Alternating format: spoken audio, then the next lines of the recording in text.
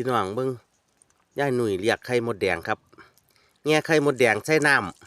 ำเพราะว่ามันเป็นมดแดงเจ้าของไหมพี่น้องมึงรู้ครับตาซ่อนบ่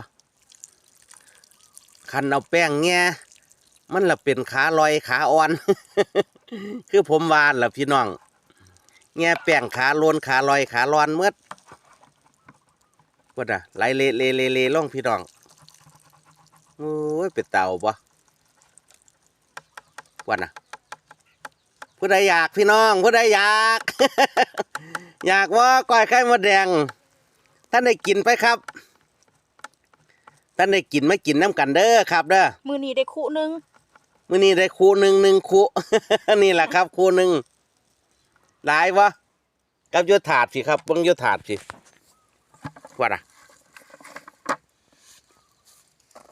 เอ้ยมึงดูป่ะพี่น้องกินบ่หมดมื้อนี้เนาะ